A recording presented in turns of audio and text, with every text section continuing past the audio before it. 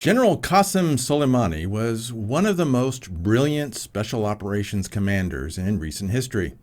Dedicated, talented, charismatic, tireless, dependable, honest, devoted to his men and to the cause of the Shiite Islamic Revolution of Iran.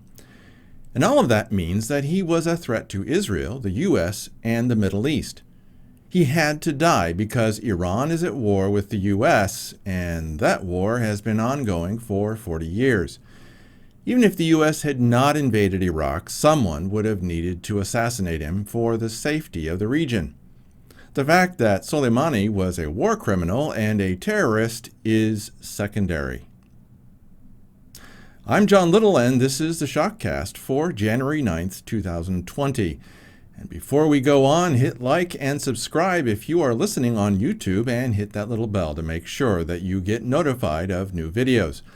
All of that helps to get the message out to those who need to hear it. Also, subscribe to the Shock Letter and receive my articles in your inbox at theshockletter.com. Or get Omega Shock, the Omega Shock news feed at the Shock feed via email. You can also find my posts here at facebook.com OmegaShock1, and that's the numeral 1, and the same at OmegaShock1, again, the numeral 1 on Twitter. Read my books for free, WhenJacobReturns.com and Ezekiel'sFire.com. Now, back to our regular broadcast. I hate war with a passion. The damage that it does to men and women and children is indescribable. It also gives the evil the chance to increase their wealth and power.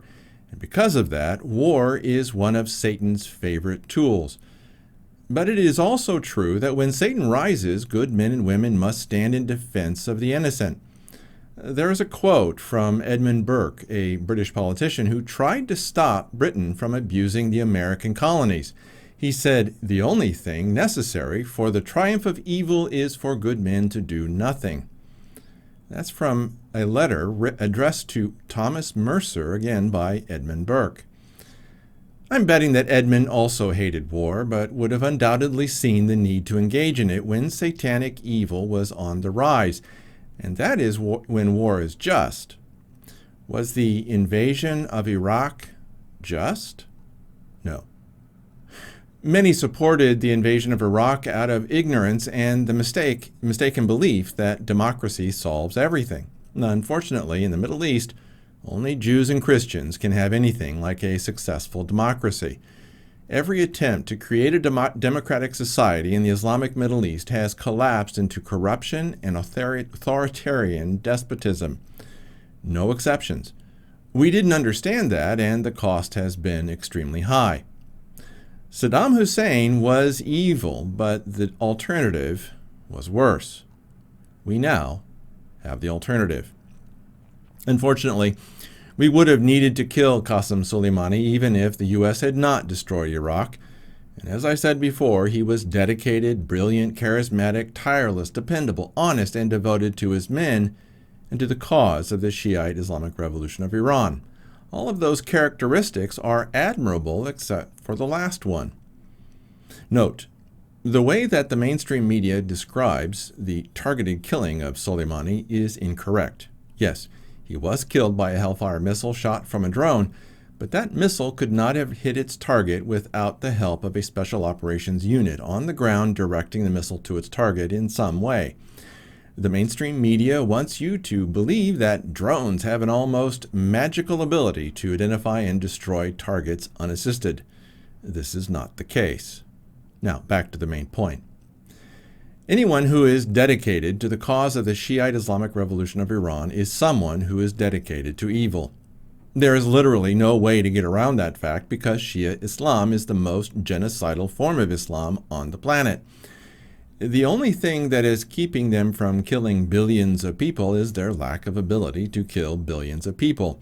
And they have been openly proclaiming this intention to commit genocide for 40 years. I wrote about this in June and July of last year from my articles titled, "Iran is Completely Insane," "Iran is Completely Insane, the Details Confirm It," and "Iran Must Be Stopped." And you'll find those links below. And there's more to write on this subject, which is why I pretty much stopped everything to write my book, When Jacob Returns. I literally could not continue to write about how big a threat that Iran was without establishing the number one reason why she is such a threat. And yes, it has everything to do with Bible prophecy. Unfortunately, you need to read that book even if you already understand the key points. You will still see some things that you hadn't seen before. I know that I did. When your life and the lives of those who you love are at stake, you need to do what you can to be ready, and that means reading something like When Jacob Returns. Unfortunately, the Bible does not describe America winning its war with Iran, and I describe some of the reasons here in my article titled, "The U.S. Cannot Win a War with Iran." And the morons in Washington, D.C. haven't gotten the memo. John Bolton still wants to invade Iran, and the psychopaths like him want to do the same. Bolton doesn't care about how many Americans will die in that war. He just wants the power for he and his circle of psychopaths. He and his friends, to them, war is good. And if war is good, more war is better. Now that I think of it, John Bolton is probably responsible for the deaths of more Americans than General Soleimani. What an ugly thought. Anyway, if America cannot win a war with Iran, what can it do? Well, it can use the Israeli strategy of not losing. I've been studying how Israel fights war since I was a teenager. It's actually how I was introduced to the idea of Israel in the first place. I had been voraciously reading first-hand accounts of combat in World War II and was interested in looking at more modern examples of war. And Israel represented an unambiguous example of the battle between good and evil. And even though war is still evil, it is still fascinating. The thing about Israel's wars is that they never actually win. Yes, they have always achieved victory, but her enemies were never conquered. In 1948, 1956, 1967, 1973, and 1982, and in all the conflicts in between, the enemy always survived, more or less intact. And even though Israel was always blocked from destroying her enemies, it's uncertain how such a tiny country could actually destroy Egypt, Syria, and Jordan, and who knows else, without being destroyed in turn.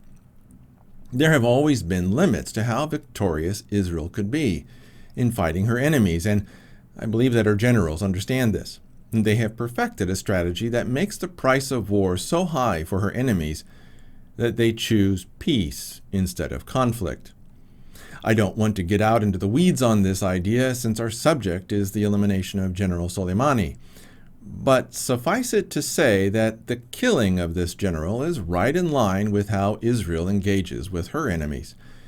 In Israel's case, the purpose of such a targeted killing is to degrade the capabilities of the enemy. And Israel must do this constantly. Israel is always analyzing the capabilities of her enemies and seeking to weaken the strength of those enemies.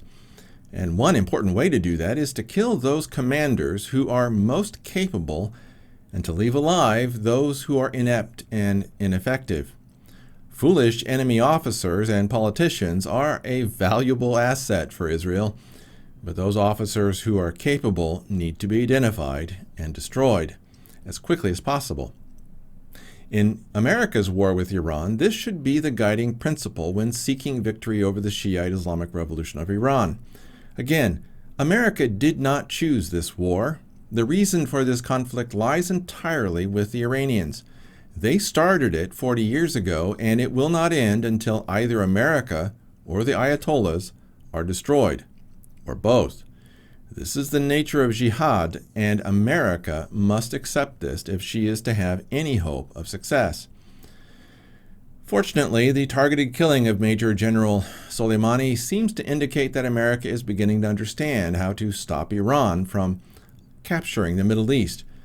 They've killed an extremely capable enemy officer where his replacement, Brigadier General Ismail Ghani, seems less capable.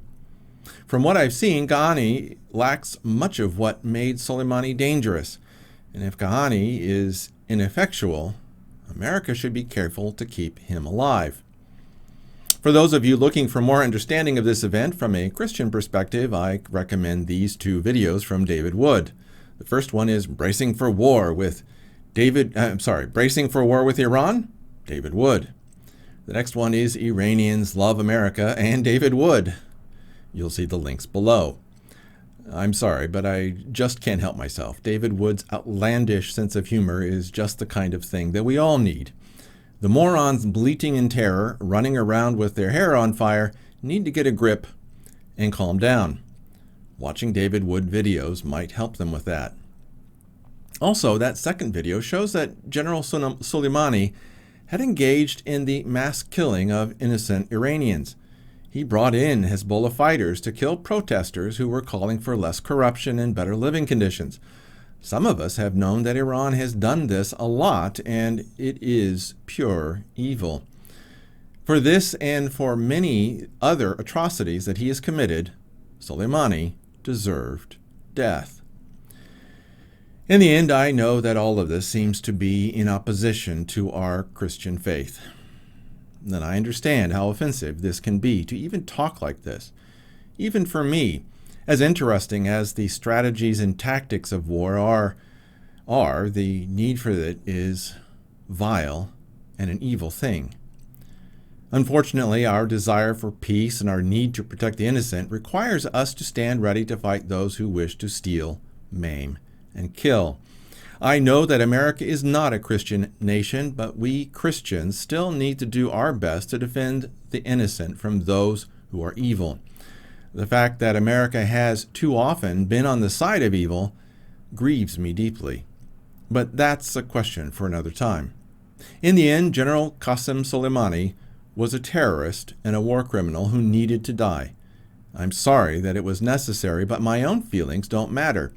Too many lives were at stake, and evil could not be allowed to prevail. I truly hope that you'll be ready for what is coming. A prudent man foreseeth the evil and hideth himself, but the simple pass on and are punished. Proverbs 22:3. If you find a flaw in my reasoning and have a question or wish to add your own viewpoint, leave a comment below. Your input is truly welcome.